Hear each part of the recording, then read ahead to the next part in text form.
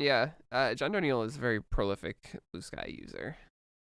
Okay, well, then I should probably be on Blue Sky more often because I do like seeing the things that John has to say. Yeah, I mean he's usually like skying, whatever, posting about like black metal or Skying. whatever, but Of or course like he is. 70s jazz. Yeah, the things that he's interested in.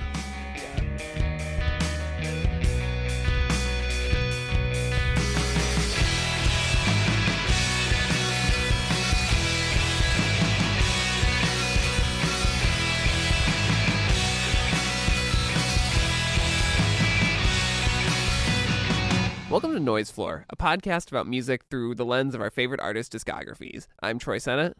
And I'm Matt Kistler.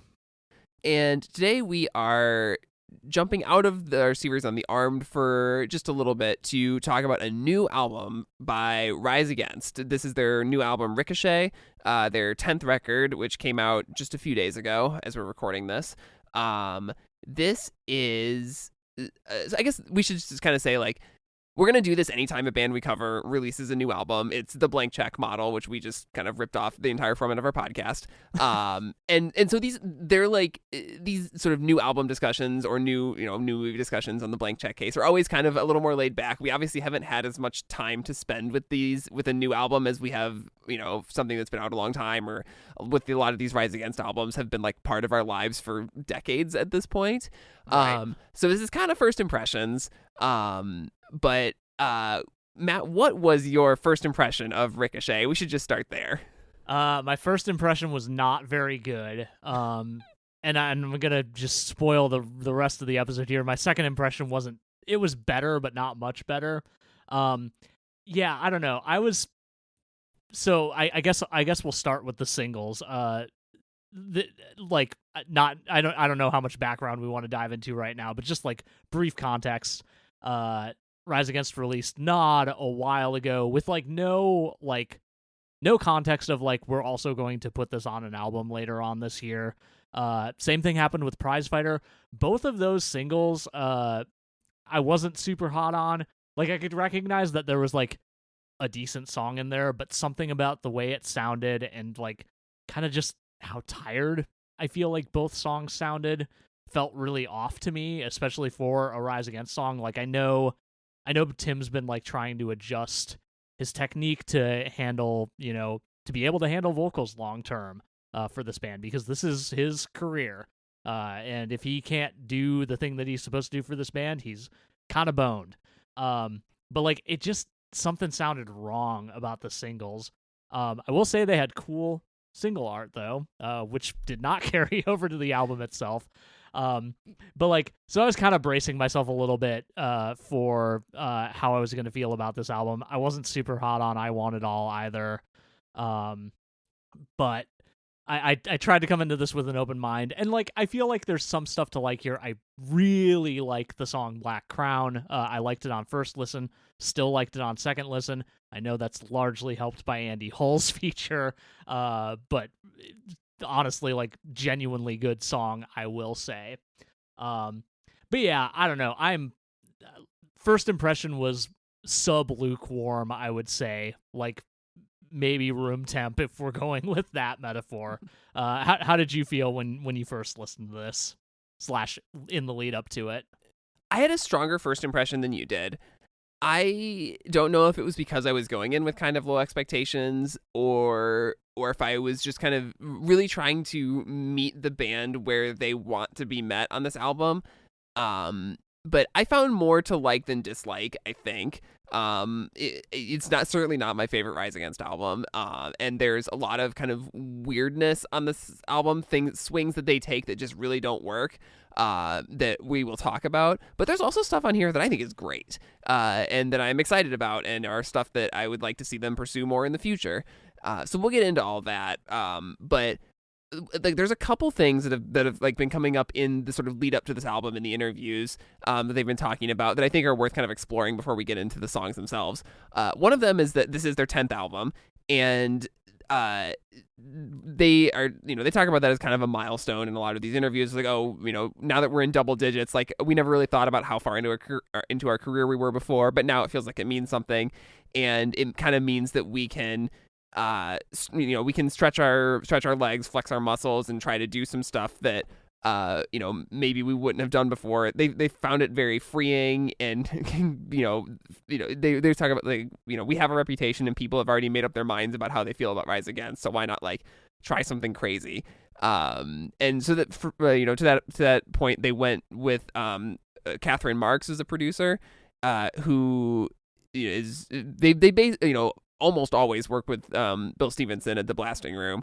And this is only out of 10 albums, the third record. Well, I guess Unraveling. So Unraveling, Siren Song. Fourth. Unraveling, Siren Song, Wolves, and this one they have not made at the Blasting Room. So mixed results there, obviously. Yeah, right. But what do you think of? Well, actually, okay. I was looking at some other artists with long discographies and where they were at their 10th albums. So Bruce Springsteen I think is an example. His 10th album was the like Human Touch Lucky Town double album. He's kind of past his I wouldn't want to say prime, but I think he's certainly past his like major achievement records by that point. And then there's like Bob Dylan, whose 10th album is Self Portrait, which is an absolutely like confounding, crazy album. Although he's only 8 years into his career at that point. Right. Do you know what the 10th Mountain Goats record is? Oh, let me. Are we counting? Are we counting like things counting like tape releases? Counting tape releases. Oh God. I don't offhand. It's Full Force Galesburg. So like wow, at 10 records, the Mountain Goats are not even like really the Mountain Goats yet, or they're just really becoming sort of what people think of as the Mountain Goats. I just thought those were interesting comparison points for what it means for a band to be 10 albums deep into a career, and like what they're willing to try, or how much sort of creativity and reinvention they have ahead of them. Do you feel like this is sort of a reinvention album for Rise Against, or do you feel like they're stretching it all on this one? I do feel like they're stretching. That made it sound like I was like saying that disparagingly. Here's my thing. And I'm not really sure how to word this, but I kind of reading the interviews and listening to the album, I'm not sure what doing something different looks like conceptually for them. Like on this record, like we get some cool stuff. Like we get synthesizers on this record, which obviously I'm all about. I will even give props to some of the songs I don't like for having cool synth parts. But like in a way it kind of feels like in their like most confident moments on this record, what Rise Against does instead of doing punk rock songs is they do rock songs, and I don't know that that's that much of a flex for them. Given that like they clearly have a background in all this, like they were covering Journey on their second record, or as a bonus track to their second record. Like I have seen them cover Fortunate Son on stage. I know that they like kind of have this background as a band, as individuals, etc. And like that's kind of where this album feels like it wants to lean in a lot of ways.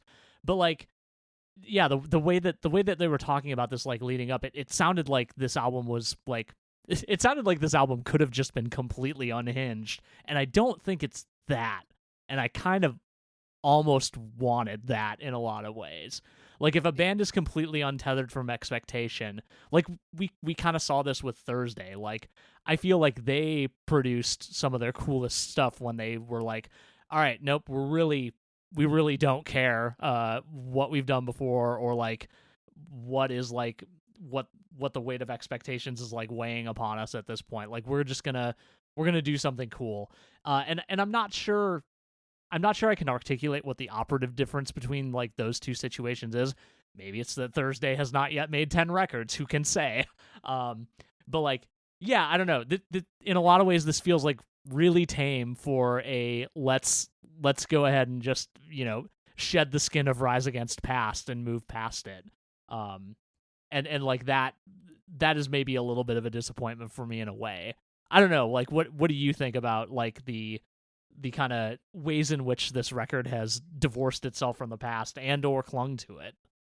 I think, yeah, I agree with you that I don't know what a like off the wall Rise Against album looks like. Like, you know, a couple of those bands I mentioned that were, you know, deep into the weird parts of their careers or like actively trying to confuse people by their 10th album, or someone like, you know, Bowie is another example who's like, you know, I mean, he's always really out there on every record, but like, you know, it is, I think it's hard for especially nowadays for a band to do something off the wall that deep into their career, because you know, artists just aren't as exploratory as they used to be, at least not on such a high, you know, artists that are at that high of a level. And I think whether that's just because there's more at stake monetarily, or the industry or the culture around it is just so different, and like, you know, if you do something that is unexpected, it's even more likely to be unsuccessful. And I don't necessarily want to, you know, put all those reasoning, you know, all that reasoning into, you know, to project all that onto Rise Against. Like, they obviously like the music that they're making and they're proud of it. And, you know, and there are curveballs on this album, and maybe that's enough for them, I guess. So yeah, I don't know. It certainly doesn't feel like reinvention to me. And I think like as we get into the themes of the album, they are writing about the stuff that they've always been writing about. Like this album is called Ricochet. The kind of major theme that they talk about is like this collective interconnectedness, that everything that we do, you know, everything that you do as an individual affects the people around you, and there's sort of a butterfly effectiveness of it. Like, you know, the things that we do or don't do, the choices that we make have effects on the world, and we have to reckon with those. And then that, you know, that trickles down to the, you know, the communities around us, and, you know, the solace that we can find in those communities, and then also to like the urgency of the moment to say like, now it's important, right? It's especially important right now because of the state of the world to be thinking about how our actions affect other people. Which, you know, those are kind of the main themes that run through the album, I think. I don't know if you picked up on anything else there. No, I mean, that seems to kind of be the overarching thing on this record, with maybe the exception of Prize Fighter, which we'll get to at the very end of the episode.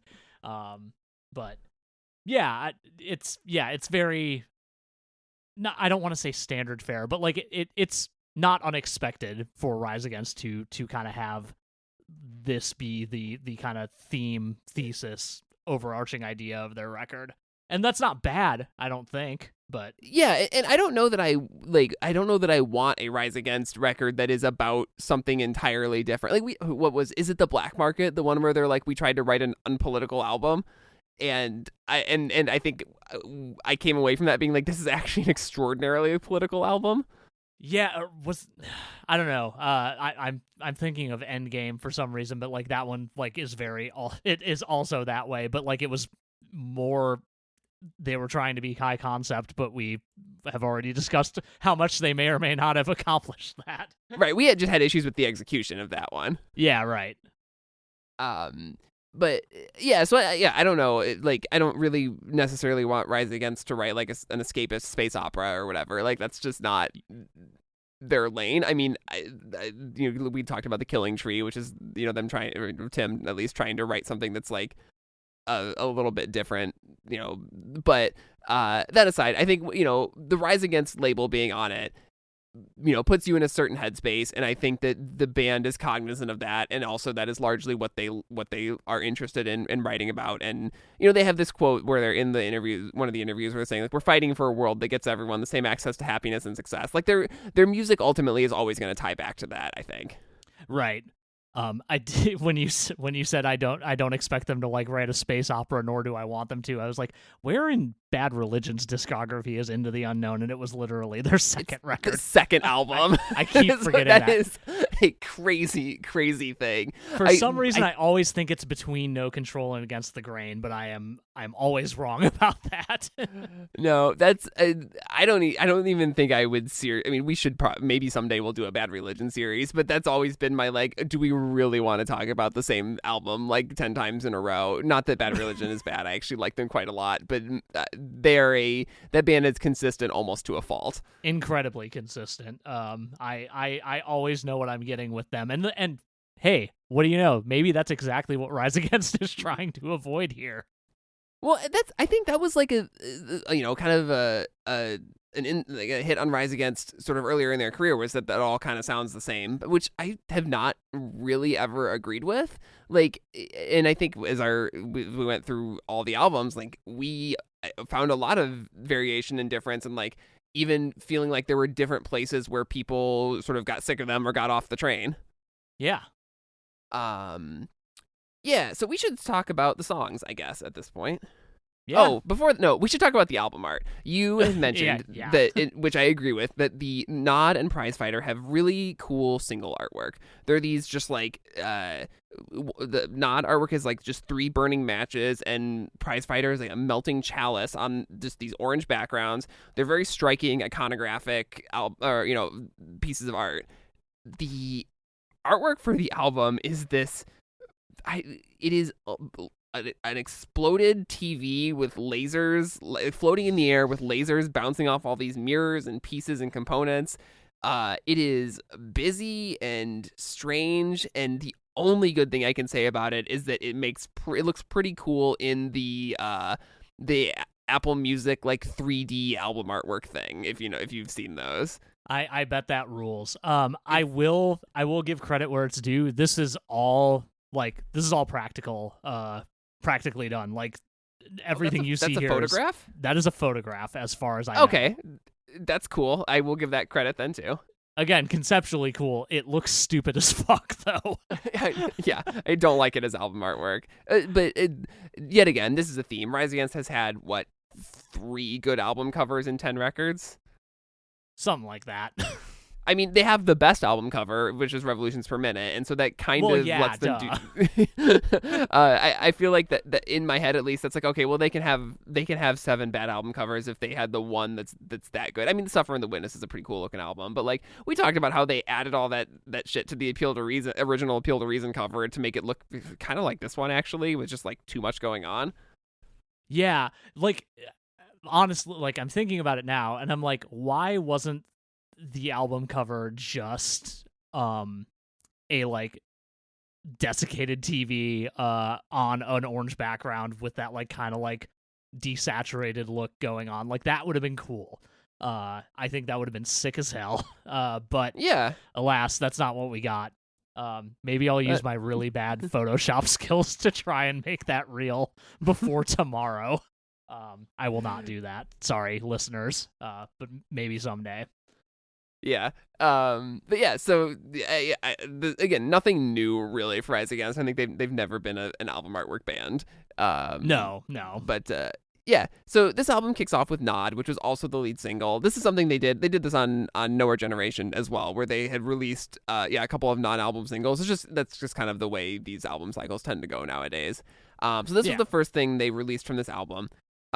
This is, I think, straight up a song about just the urgency of the moment and about like seeing the world getting worse faster and faster around you and feeling like you're kind of powerless to process it, much less change it. Tim says it's about finding comfort in community, which I think there is a lot of that in there too. I know you had mentioned that you weren't a huge fan of this song. Do you, like, anything deeper to dig into on that? No, like in a lot of ways, like I was talking to Kyle, our friend who was on the Killing Tree episode about this, and he like kind of pointed out like that there are a lot of similarities to like kind of classic Rise Against on here, and like the more I listen to it, the more I think I recognize that like this is very much a like Rise Against call to action song. Like it doesn't quite have the oomph that it has in the past, but like it's still mostly there, I think. Great bass tone on this song. Great bass part from Joe. Good job, Joe, as always. But like I think, I mean, I kind of alluded to this early on, but like just something about the collision of the mix and the performance on this song vocally just doesn't quite sit right with me. There are just parts of this song where it sounds like Tim is just like sagging out of the mix vocally, and I don't know if it's the performance, the mix, or both.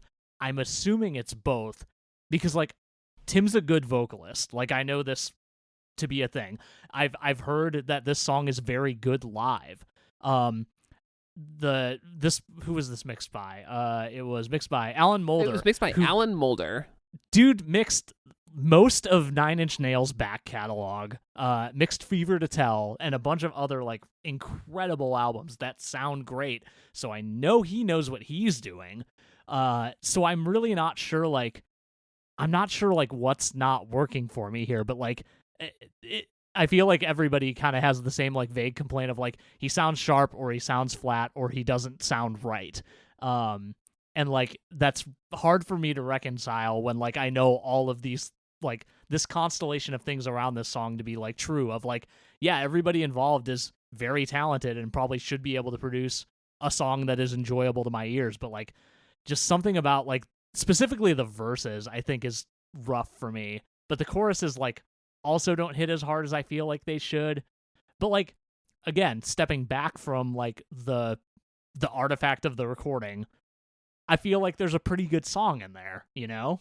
Yeah, I agree with that. I mean, I think we should kind of go deep on the production here.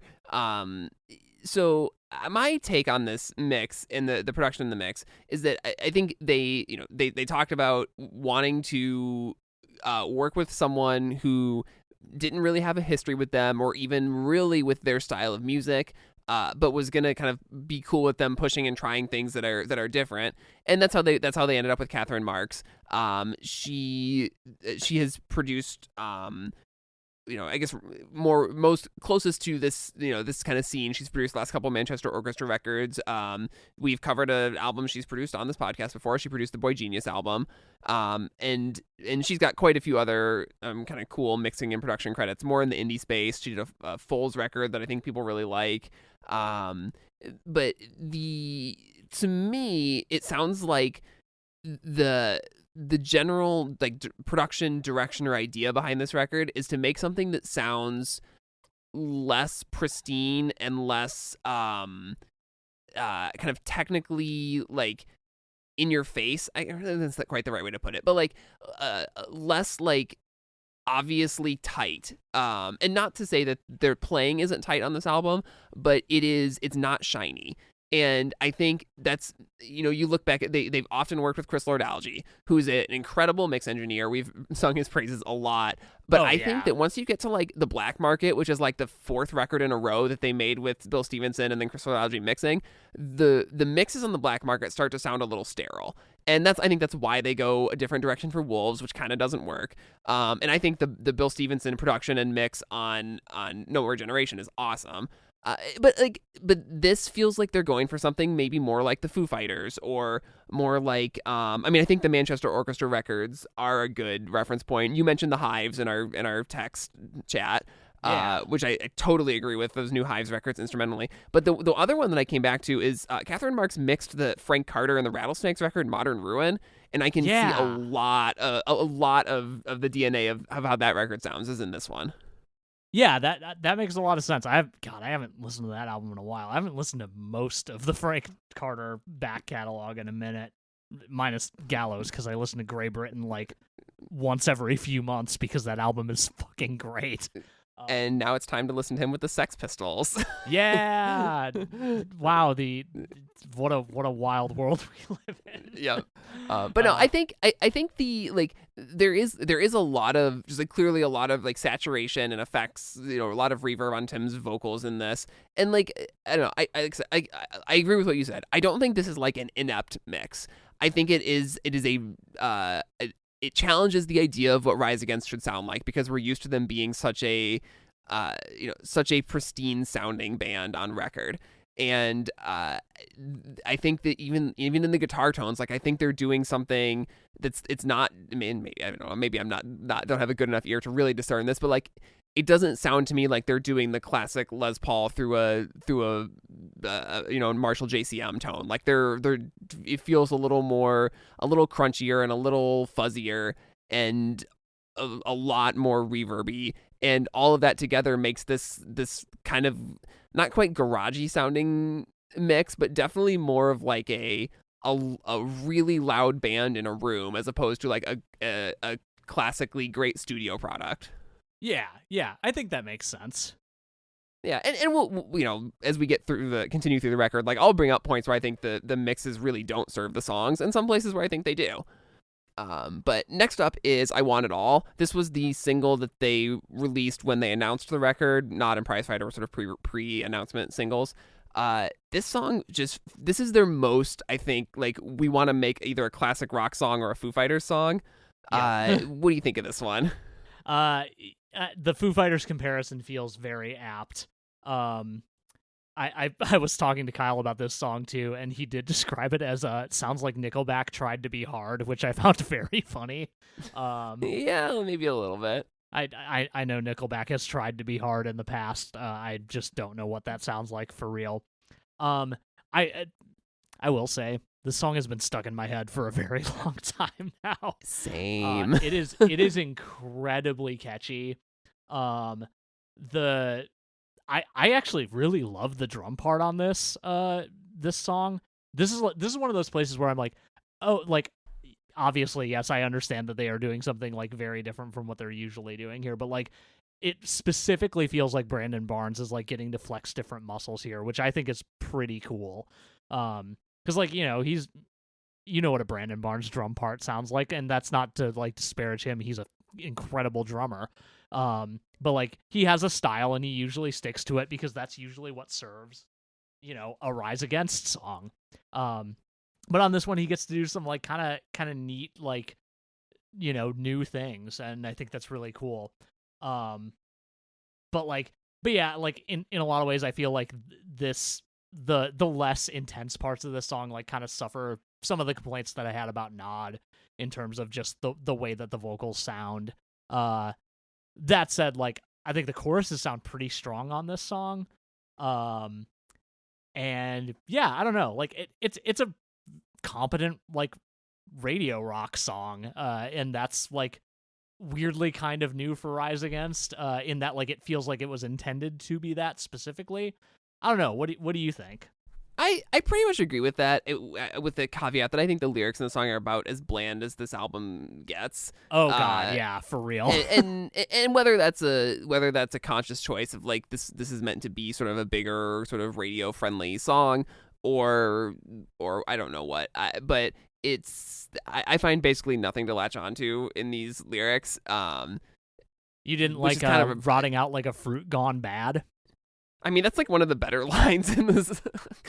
Oh God, I thought that was terrible, and I don't think anything else is much better.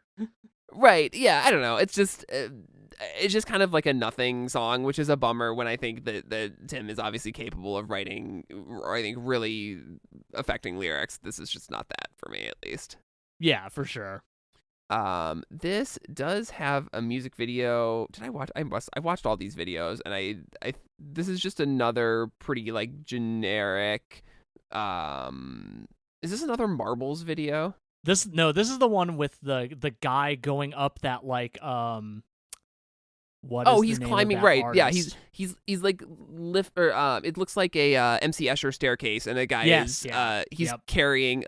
It's a lot of the like icons that are from the on the album cover and on the single artwork, and he's just carrying them up the staircase. It's a kind of it's a weird artsy video. I believe the video was described as Sisyphusian by people writing about it, which makes sense. Yeah. Sounds right. Yeah, I would say one of the better videos from this album cycle. Yeah, a lot of these videos are just live footage intercut with, like you said, marbles rolling around. So I don't know. I will say doing this in the middle of the Armed series makes it striking how like not that effective the videos are. That's a really good point. yeah, the Armed would make all of these videos much more interesting and probably cost less money than these Oh do. God, so much less money. Man, yeah, I'm excited for 2 more albums of Armed videos, or 3 if you're listening to this podcast in order. But we've already recorded our Ultra Pop episode. Yeah. All right, after that is Ricochet. This was the final single before the album release. Came out a couple weeks ago.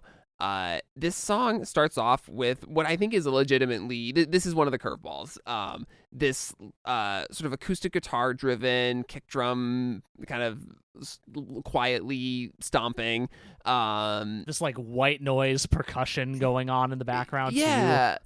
A lot of cool stuff going on in the first 15 seconds of this song, and then the song proper starts, and I truly think this is one of the worst Rise Against songs. I am not a fan of this one at all. Basically, the chorus in particular does this. I don't know if Tim is trying to rap a little bit or do like a Zach De La Rocha thing or what's going on in here, but it just the melody, the performance, the delivery, nothing at all works for me in this one. I remember getting to the chorus the first time and it just being like dizzying in a bad way. Like I was like, I cannot follow what is happening here. Like having the lyrics in front of me for my most recent listen made it a little less bad, but like still not good. Yeah, I mean, and I will say this for the song. This is where I start to hear some really prominent use of synth, which is a thing they're doing a lot more on this album, and I think is cool for them to explore. Yeah. But yeah, the song just does not work for me. And we also we got to talk about the sort of discourse around the song right now, which is more interesting and in some ways more frustrating than even the song itself is. Which is kind of a feat, honestly. Yeah.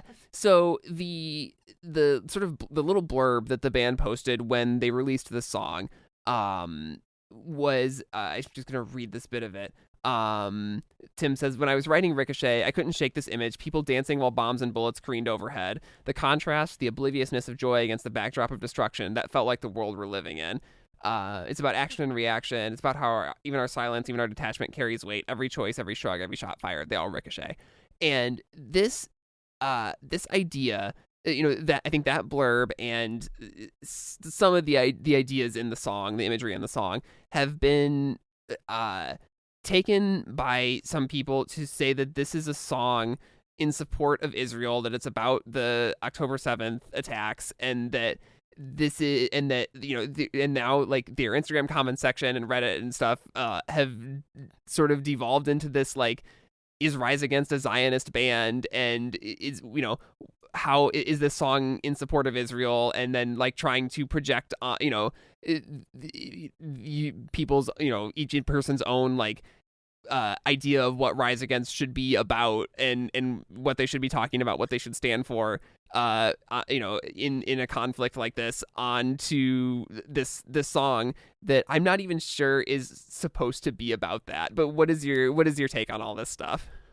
Yeah, I mean, if we talked about this a little bit in the pre-show. We talked about this a lot in the pre-show, actually. Yeah. So I'll try to distill it down. I think it at best, the pithy kind of intro to the overview of what this song is about is the words were chosen poorly, which is kind of what's led to, well, part of what's led to this discourse. And I think you made this point earlier. I would love to give Tim the benefit of the doubt and assume that this is all metaphor, and he truly believes it to be pure metaphor, and not a very specific image from a very specific point in time that he has just managed to gloss over in his mind. But the thing that really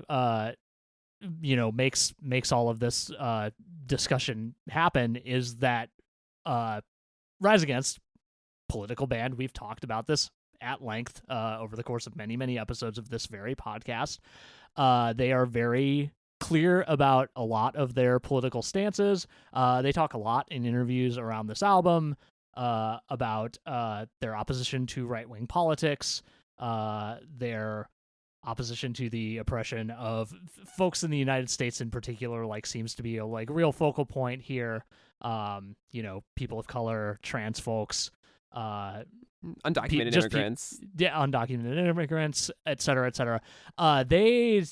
No one said anything about Palestine at all. The issue has been skirted quite a bit over time.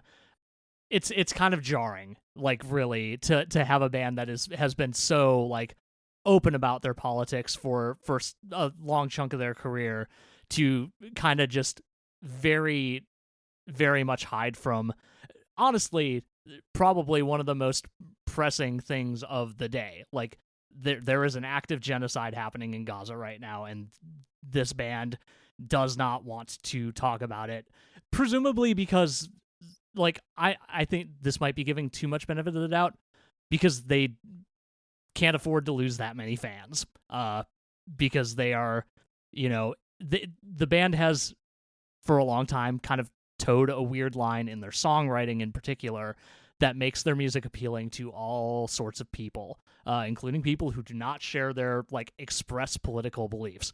We've talked about Conservative Rise Against fan from the DVD, the DVD, yeah, and the number of people who are very much like that guy, who are very much into Rise Against nowadays, and, like, I want to be charitable and just say, like, yeah, they're trying to, like, keep their fucking jobs, but, like, also as a person who, like, feels like this band has kind of largely sold themselves on being very principled, for them to either, one, not have an opinion, or two, be, like, expressly in favor of massive human rights violations, just feels so odd and disappointing to me. Well, but even to say, like, this issue is too hot button for us to talk about right now, that is so out of character for Rise Against. And right. To be clear, like, they have not said that. They just kind of haven't said anything. And I want to be careful to not, like, assume anyone's opinion if they haven't spoken up. Like, people have plenty of reasons for not talking about anything, and I'm not going out of my way to dig up what everyone thinks about this issue. I know what I believe on it, and it would be nice if artists who I think I've generally agreed with their politics in the past also felt the same way about it. But, like, it is like you said, it is a strange line for Rise Against, not even to draw, but to skirt around a little bit. Right. It just innately feels like the kind of thing that they typically are very loud about, and they aren't loud about this. Or they're not being loud about it right now the way that other artists, like, look at, like, the Wonder Years are, right, in a way that I think is very admirable. And so, yeah, and like you're saying, it is disappointing to and a little bit frustrating. But I where I kind of land on this is, yeah, like you said, I want to think that this song is truly supposed to be a metaphor about the idea of, like, if you plug your ears to what's going on, like, then you're just being complacent, and therefore you're not helping the people who are really in need of help. You're not, trying to affect change, that you're only trying to help yourself, or help yourself, like, forget about everything that's bad that's going on in the world. And, like, like I said, I think that is how the song is supposed to be taken, but to put it out into this world with the imagery that that very potent image is, at best, like you said, tone deaf. Yeah, and much like you, like, I don't want to make assumptions. I have no desire to, like, move on with my life assuming, like, oh yeah, like, Rise Against doesn't believe in a free Palestine and totally supports genocide. Like, I very much doubt that in a lot of ways. But, like, yeah, the dissonance here between, like, kind of their entire career thus far and this moment in history is just really, really odd. Yeah, but yeah, that also the song is not good, so, like, that doesn't help, right? At all. And we should talk. I mean, like, we should mention the music video, as people have said, has a lot of, like, sort of news footage and stuff behind the band as they're playing in the music video. Some of which is from the the like Nova Festival, and some of which shows Gaza in its current bombarded state. So there's a bit of you can make the art, and again, this footage flashes so quickly and it's not identified in the video. I think you really have to know what you're looking for to be able to say this, but like assuming that that's the case, like it does feel a little both sidesy, which is right, frustrating, and maybe I guess kind of unnecessary, and you could achieve the effect of the video without any of that. There are so many atrocities happening right now in yes, the world. Exactly. Like it's really and not hard to pull those images. Like right, and they are clearly no strangers to a music video that includes footage of any kind of atrocity in it. Like this is the thing they've been doing for 15, 20 years at this point in their videos. Right. But yeah, I mean, that is a long way to say that I think it is worthwhile to talk about that in the that context around the song, and I am choosing to not let it sort of color how I feel about the album or the band in general until and unless something they go deeper on it in an interview or something. Yeah, that's fair. Yeah. So moving on from that, which is the worst segue, I guess. But the next song on this album is called "Damage Is Done." And this is a song that I think is awesome. I think this is pretty clearly the highlight of the album. It is this like swung or 12/8 groove with this pretty cool guitar lead that in one of the little interviews about the album, they said this is like a riff that's been percolating in the band for quite a long time, and they finally were able to sort of write it in the way that they liked. What do you think of this song? Yeah, you're referring to that like harmonic like bit that plays like towards the beginning and like throughout the song. Yeah, just the guitar lead, I think. Yeah, no, I think that part's sick. I like that a lot. Again, like cool bass stuff happening on this song. Yeah, I think the song is pretty good overall. I kind of feel like the like first part of the bridge is a little bit of a miss, because like this is a theme that I feel like has happened with or a thing that has happened with Rise Against a couple of times, where a bridge feels like it's supposed to be like really huge, and then it's just not. Like this one makes up for it because you hit the like a fire bit in like the back part of that bridge, and it gets like mega heavy, and Tim's like yelling, and that's cool. There's some like in general over the course of the song, some cool production stuff happening. Like there's some like kind of stuttering type stuff happening in that second pre-chorus that I think is kind of cool.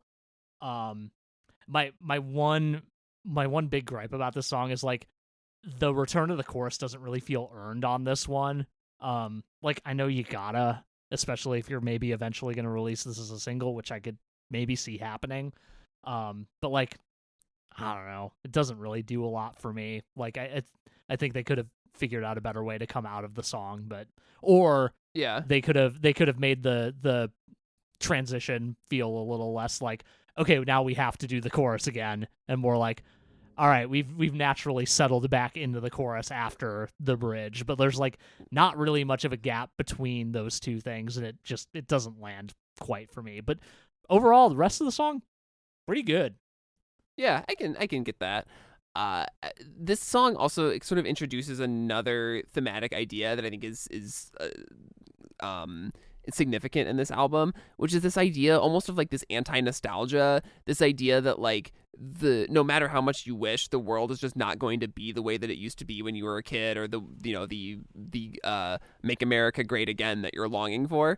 Like this idea that like you have to, you can't shut your eyes to the world. You have to go out and try to affect change yourself, which is a long-standing theme of Rise Against. And so yeah, and you can't respond to this frustration, like no matter how much you have been like deceived and led on by the promises of the American, like the old promises of the American dream. Like you can't just wish that you can't just like try to go back to the way that it was. Like it just doesn't work like that, which I think the fundamental idea of this song, and I think a couple other songs on the album. Yeah, definitely. Like, yeah, obviously this song being called "Damage Is Done" like invokes a pretty particular like understanding of like, yes, things bad things have happened and we need to figure out a way to move on from them, but like, yeah, things are never going to be the same. They specifically invoke like atomic bomb imagery on this song, the permanent shadows and absence of light bit, Yeah. referring to the burned in shadows thing that happens when when an atomic bomb goes off. But that Ray Bradbury story about that is so good. Yeah, right. God, I haven't read that in a long time. There will come soft rains, I think it's called. That sounds right. Yeah. That aside, yeah, I mean, it's kind of a fatalistic album in a way. I think there's a lot in this about like the sort of inevitability of the awfulness, which it comes up even more in later songs.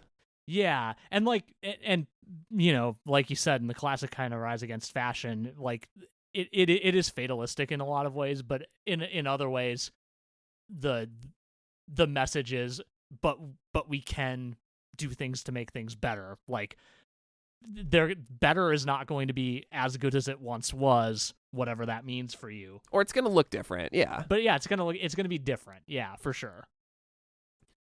After that is Us Against the World. It's kind of more of a mid-tempo song for them, which is in this. It feels like another song similar to Nod, or Tim's like assessment of Nod, that it's very much a song about community and about the people around you that sort of feel the same way about things as you do, and that you can rely on to sort of fight the good fight with you. What do you think of this one? Yeah, that message definitely gets across. I think Tim's vocals sound pretty good here. Like contrasting to a lot of the other songs we've talked about thus far.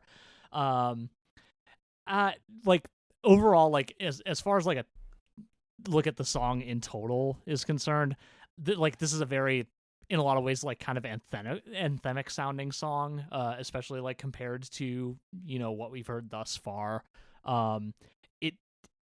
It feels like it falls short of being an anthem, though, in a lot of ways. Like, just something feels like it's holding it back, and I'm not really sure what that is.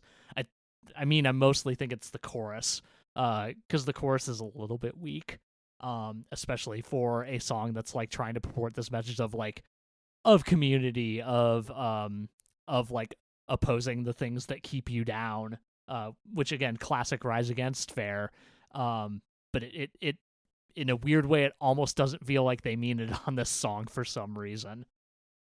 Yeah, it feels better to me in the outro when you've got all the different overlapping vocal parts. Yes. The sort of community feeling, something like, intangible works about that last bit that maybe doesn't about the rest of the song. Yeah, that is my last note on this song, is the layered vocals in the outro are actually very good. Like, yeah, no question. Like, that's probably the best part of the song. Yeah, I would be very interested in hearing this one live. I think it will probably go over pretty well in a live setting. I could see that for sure. After that is Black Crown. This song features a guest vocal from Andy Hall of Manchester Orchestra, who we mentioned also worked with Catherine Marks a number of times in their last couple records. And beyond just the Andy Hall guest spot, I think it's really obvious on this song that the sort of musical direction of the album also is very Manchester Orchestra-ish. I think the way the guitars sound in the intro, they're kind of spacey and soaring over the riffs, and the groove just all feels very Manchester Orchestra to me. Maybe like The Gold is a pretty good comp of a song. I think this ends up being one of the highlights of the album, which I think you maybe agreed with that. Yeah, I think this is maybe bar none my favorite song on the album, which like I don't want to make it be because of the Andy Hall feature, which is incredible, like straight up. Like yeah, this is one of the songs that like I feel like kind of fulfills the promise of the album as it was like kind of put out into the world, and like how the band was talking about it. Like, we're trying something different for us.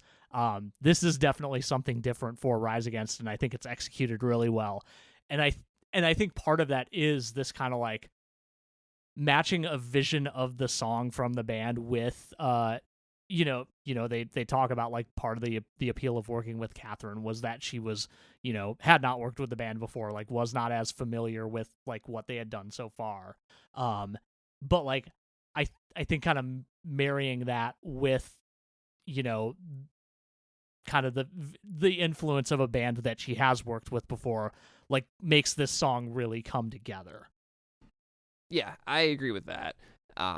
It's I don't want to say like they went out and tried to write a Manchester Orchestra song, but you're right. I think they're taking cues from whether that's from Catherine Marks or just from Manchester Orchestra as an influence. This is one of the ones that feels the most like overall a curveball, not just like, oh, they're trying something weird in this new part or whatever. Like this is a different mode for the band. I don't know that I love the structure of the chorus and kind of the repeating the I know stuff in there. Sure, yeah. But the idea that this is kind of where I was getting this sort of fatalism of this album is this like, this is just a song about a person who has been warning, you know, or in this case, I think, writing songs about the ways that the world is falling apart for decades, and then feeling like no one has really listened to you, whether that's about the environment or about you know, animal rights or whatever it is, the big, you know, sort of themes of Rise Against albums in the past. And it's a song about like, you know, you can be right about all that stuff, and it doesn't feel good to say I told you so when that just means that the world is fucked.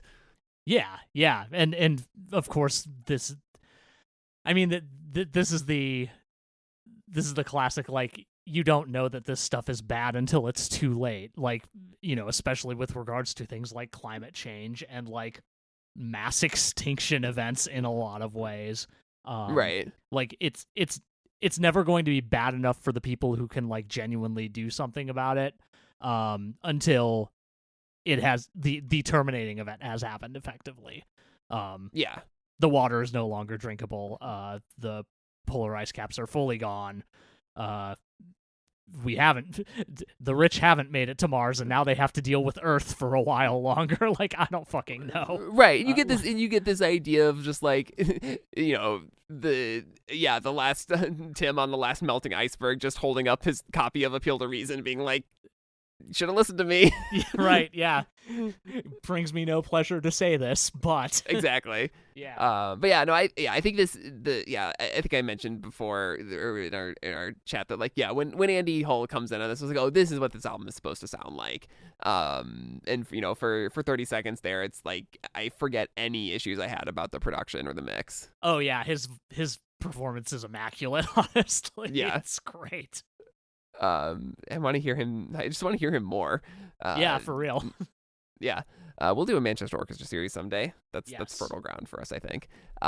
Next up is Sink Like a Stone, which is a real Joe Principi feature. We couldn't get through a Rise Against episode without shouting out some incredible bass work, which I think there's like a bass solo in the bridge, but even just like the main riffs in the song are very bass driven and sound amazing.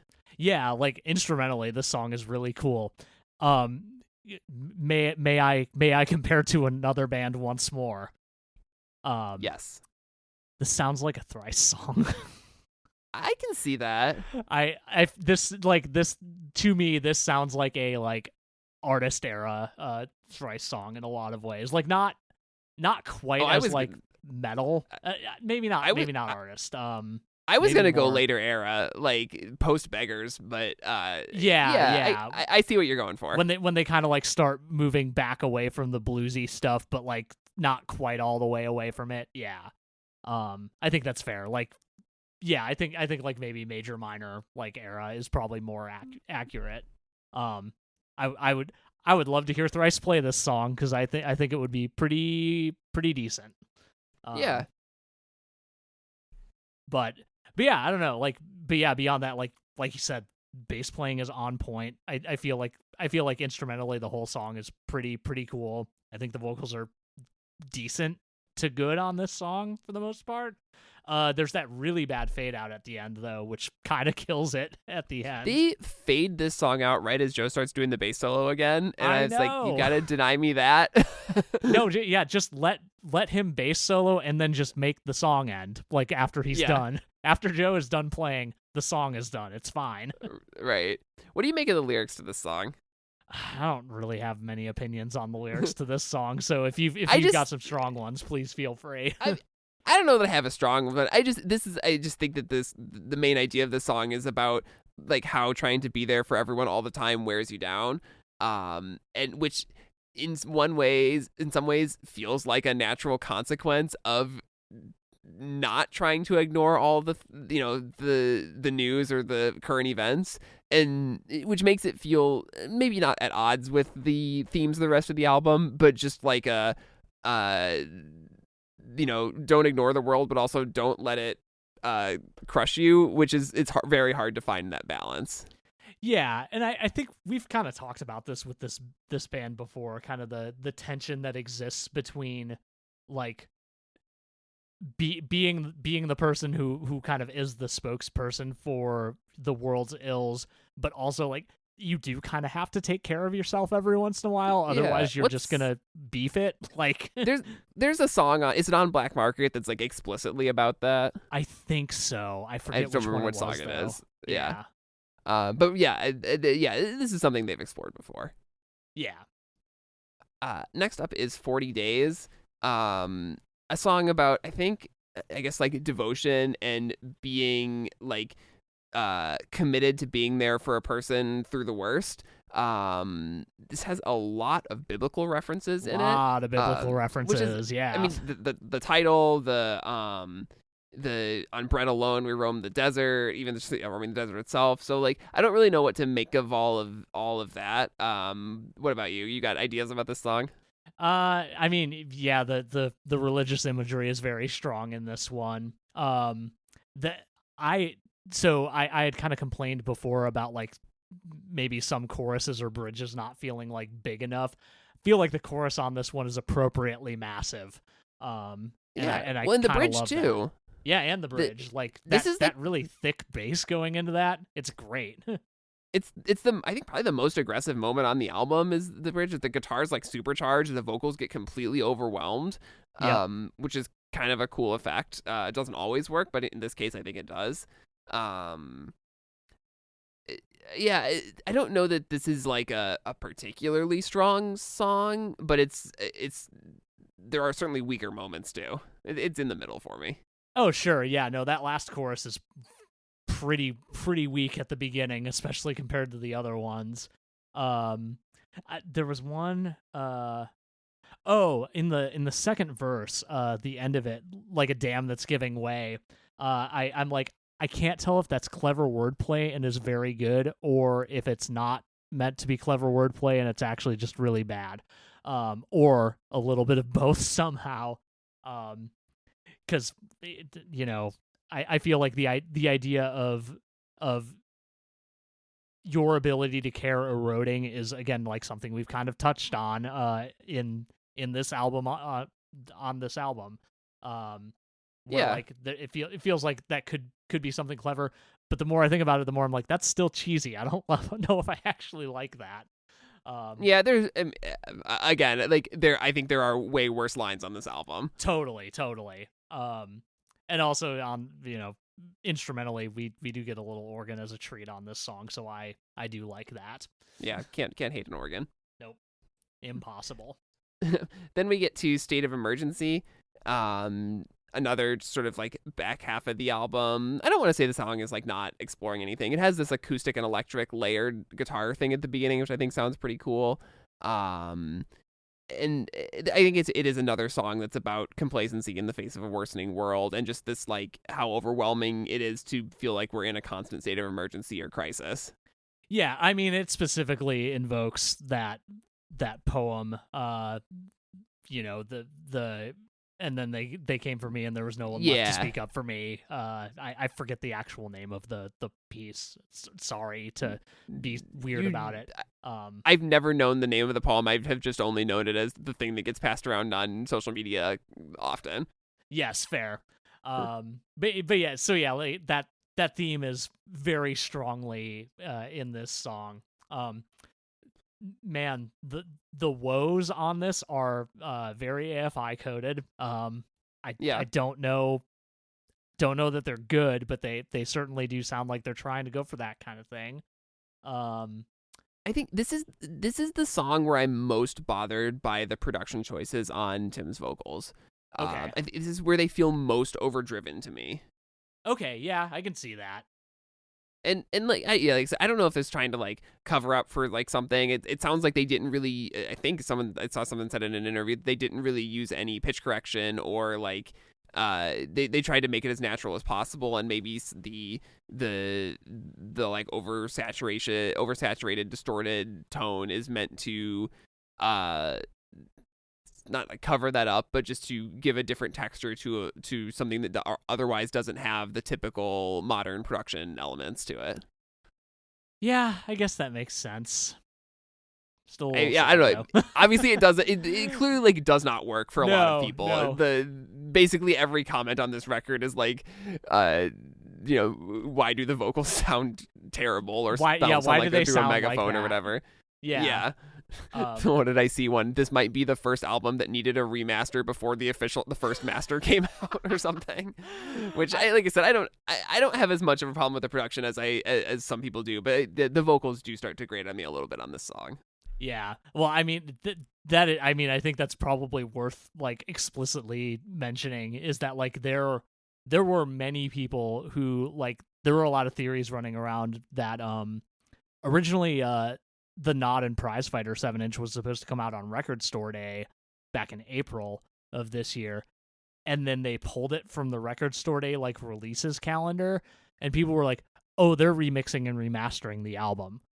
Which for they sure. did not do. Which they absolutely did not do. There was no way in hell that was going to happen. I mean, I this probably belongs more in like an overall thoughts thing. I wouldn't mind to hear someone else's like take on this, given just the raw stems, but that may or may not ever happen. I think it's more interesting if they just commit to it. That's fair. There's the two of my favorite bands have taken two different approaches to this. There's the Gaslight Anthem released history books 2 years ago now with a mix that was generally disliked, and then 6 months later they put out a new mix of it, and I think it's an improvement. I think it sounds a lot better. Not that I like the songs are good enough that I didn't really care how the production sounded on the first one to a point, but like I can acknowledge that and I usually when I listen to it now I listen to the reissue, and so that I think that's a success. But on the other side of that is Damage by Jimmy Eat World, an album that is almost universally hated for how it sounds. But again, I do not care because I think that album is spectacular, and I don't really want to hear like a better produced version of it. And the band has never given any indication that they have any interest in doing a new mix for that record. Yeah, that is fair. Yeah, I wasn't a huge hater of the original mix and master of that Gaslight Anthem album, but like yeah, much like you, I'm like, oh yeah, no, the new version is like objectively better sounding. Yeah. Or I mean, there's the Knuckle Puck did like the 10-year new mix of Copacetic that sounds like objectively so much better, and I'm like I'm happy about that. I'll only listen to the reissue to the new mix now, and obviously I would listen to a new version of Ricochet if they wanted to do that, but I also this one feels more like this sounds how we want it to sound, which is cool. And I think I think it's cool when bands commit to something that is not well received. That's fair. Yeah. The one other thing I want to say about this song is that this one has a weak bridge that has absolutely no payoff, and it's kind of unfortunate. Agreed there. Next up is Gold Long Gone. This is like the requisite Rise Against ballad. I think every album since there was one where they didn't do this, but Sufferer, I guess. But every album since then has had an acoustic song, or largely acoustic song. And this one I think is not bad. This is where I think they really get into that, like the anti-nostalgia or whatever idea that I was picking up on. That this is all about like we're digging in the mines for gold long gone. The road signs we once followed have all but disappeared. Like the dream that's been snuffed out. All these images of like a past that's now inaccessible to you. What do you think of this one? Yeah, I mean, it definitely is again kind of like treading familiar ground in terms of lyrical themes. Like, you can also maybe read this as just a jab against conservatism. Generally, in yeah, general. as an outlook or worldview, yeah. Yeah. And specifically like American right-wing conservatism. But yeah, like overall, like this is fine. Like Yeah. vocals sound pretty decent. Something is weird about the chorus that I can't quite place my finger on. Except for the last chorus, weirdly, like that one sounds fine vocally. I don't know. It's a little all over the place in that regard. Yeah. Is red, white, and blue in the face the most like Tim McIlrath lyric ever? Yes. And I'm like sitting here like, oh right. I'm like, why does blue in the face sound familiar coming from a Chicago band? But it's a very Alkaline different song from Trio. Alkaline Trio, yeah. But yeah, red, white, and blue in the face is the most Tim lyric that I've ever heard. Yes, you are correct. Yeah, and so yeah, I think that like the even and I mean I think that's, like I said, it's kind of like eye rolling but also endearing because it's just so him as a writer. But I like that a lot more than like we're driving through the dark hoping for a dawn, which I think is just a really boring image. Yeah. It's especially to sort of like change the last chorus too. It makes it feel like a bit of a dud at the end there. But I like that the song just ends on like an open-ended question of how do we hold on. Like, you know, this once again, they're not a band that's trying to give us any answers, which is, I think, respectable. Yeah, I think that's totally fair. Next up is Soldier, which is kind of a nice like transition from the acoustic ballad into, I think, probably one of the superior of the real mid-tempo songs on this album.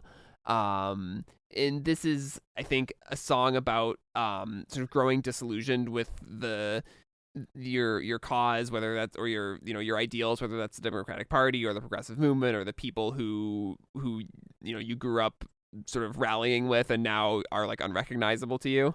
Yeah. I mean, this feels in a lot of ways like it's tying into one of the purported meanings of Prize Fighter, the song after it. You know, the kind of like, you know, I've been getting dragged along too long by this thing that I, you know, used to align with. Okay, question for you, and I'm sorry to keep like trying to compare this band to other bands as they try to do new and exciting things. Does this feel like 04 to 09 Green Day to you, like an emulation of that a little bit? Because it feels like that to me. Maybe a little bit. I'm not that.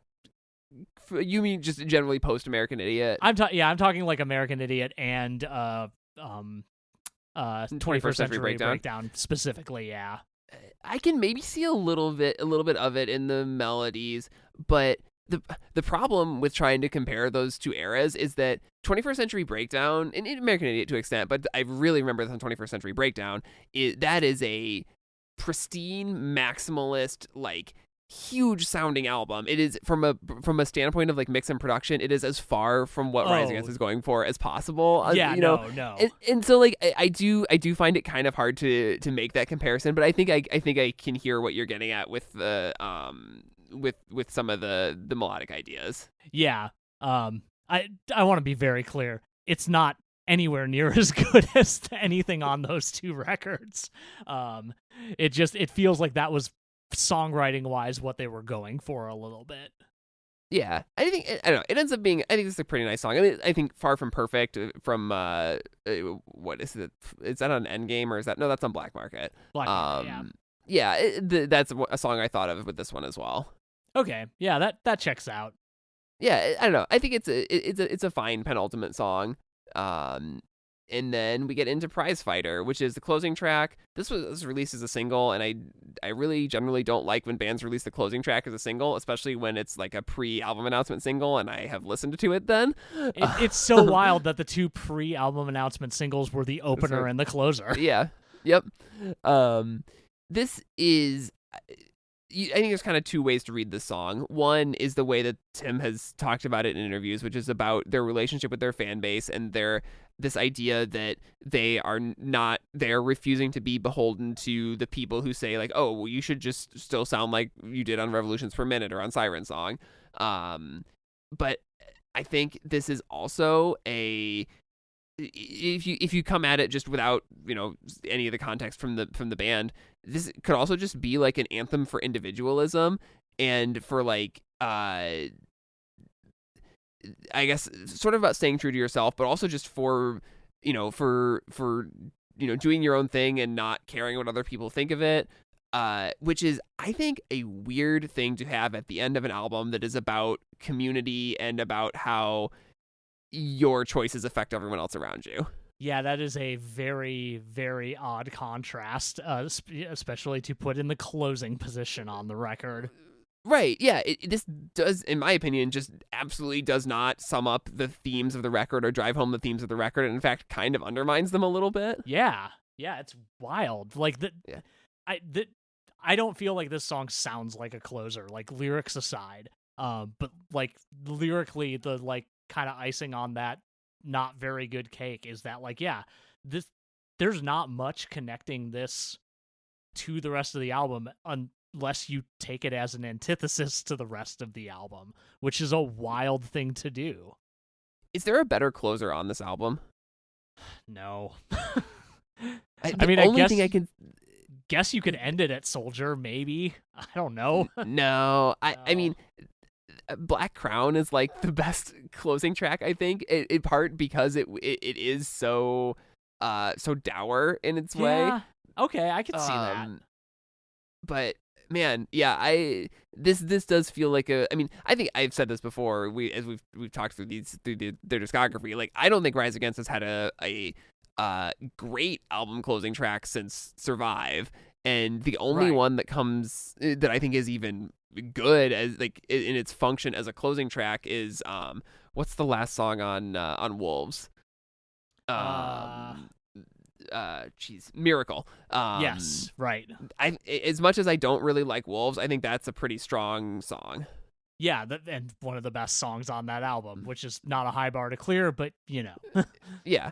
So I don't know. Yeah, I think you're right that this just it doesn't fundamentally work as a closing track.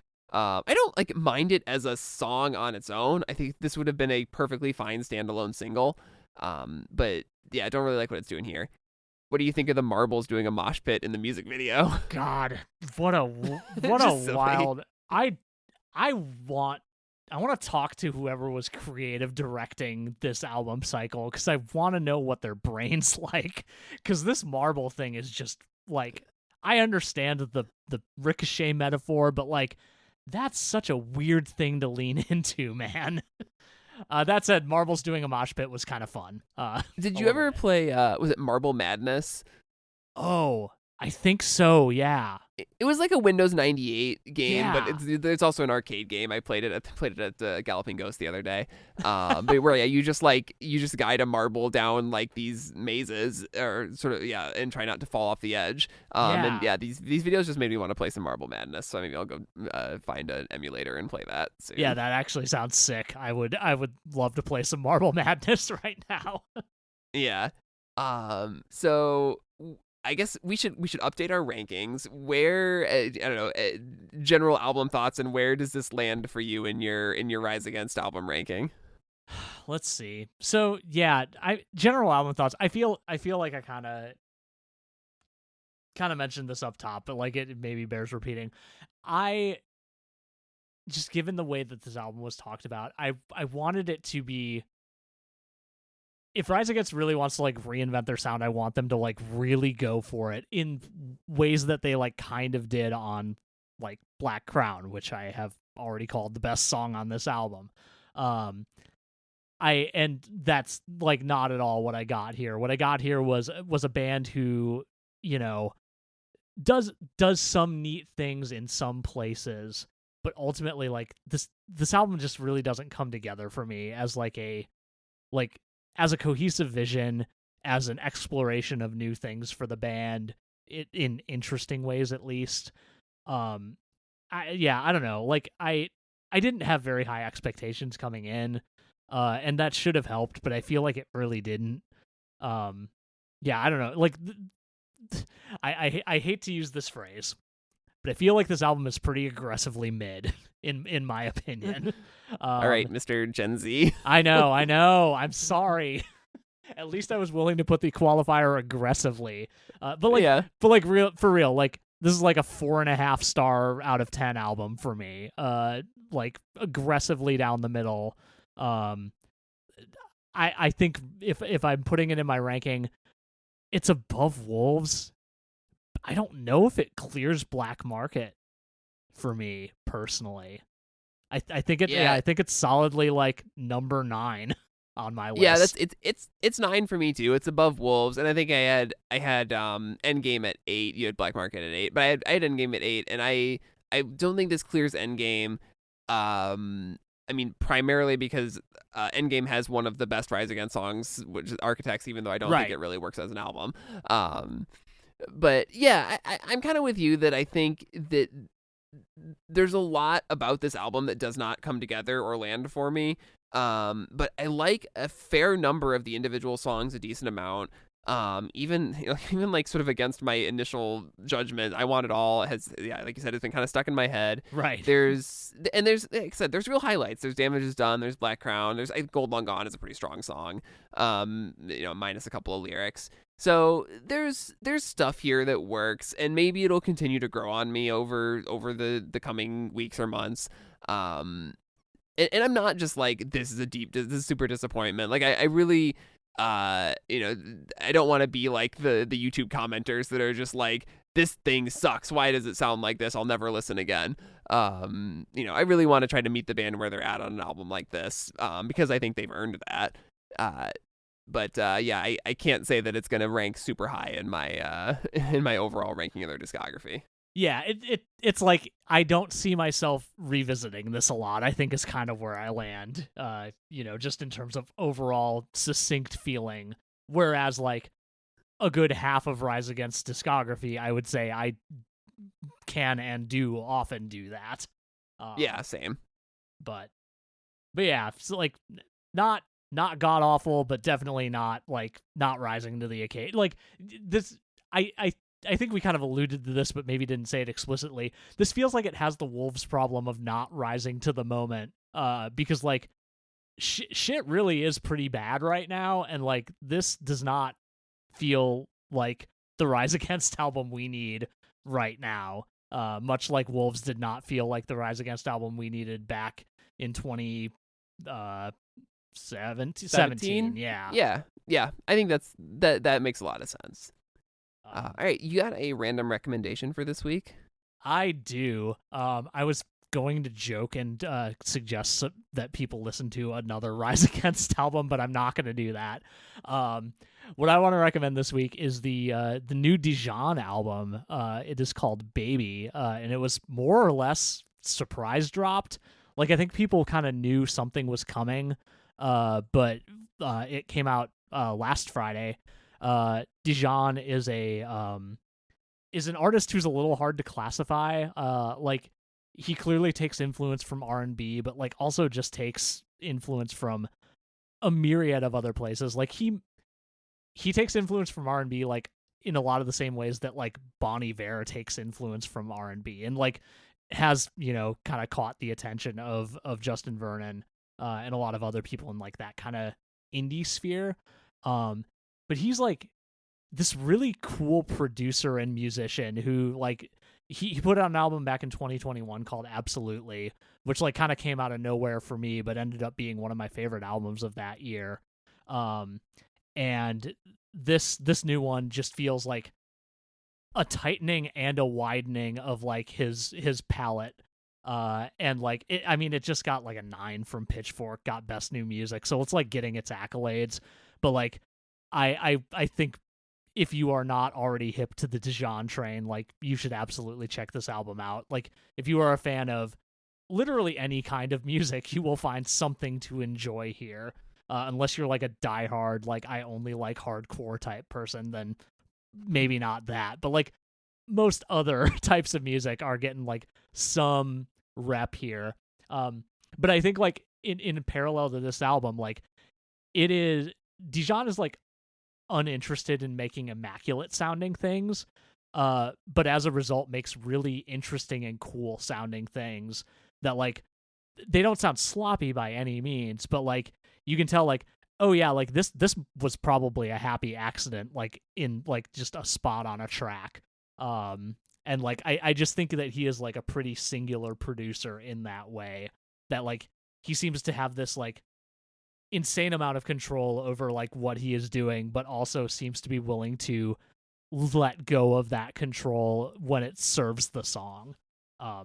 But yeah, I don't know how to intelligently talk about this type of music at all, but very good album. Dijon Baby, out now on your favorite streaming service. He's touring this winter. You should go see him.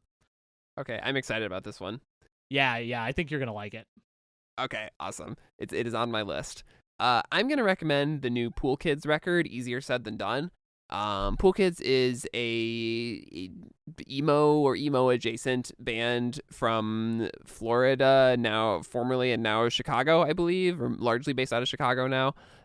They've got a couple of records. This is their third album, is that right? I think so. Yeah. But notable band for having Hayley Williams from Paramore shared their first album, Music to Practice Safe Sex To, on Twitter once and said this is what Paramore wanted to sound like when we were kids, which was very high praise. And I think every album since, they have just capitalized on that vision even more. And I think this new one is kind of their most like expansive, adventurous album. It's a little bit less mathy than what they used to do, but I think it feels like it has the potential to be really big, especially if they kind of get on the right tours and get in front of the right people. I know they've toured with like hardcore bands. They've also toured with the Mountain Goats, so they get out there. They are extraordinarily talented. Pelafina played with them once, and they were extraordinarily nice to us then. So lots to recommend about this band, especially this new album. I have not listened to the new one yet, but I'm very excited. I love this band, and I imagine that they are going to. I really hope they go places, because I distinctly remember that show that y'all played with them, and they blew my head wide open. Like it was great, and they continue to put out stellar music. Yeah.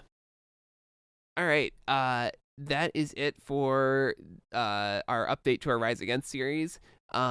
Next week we're getting back to The Armed.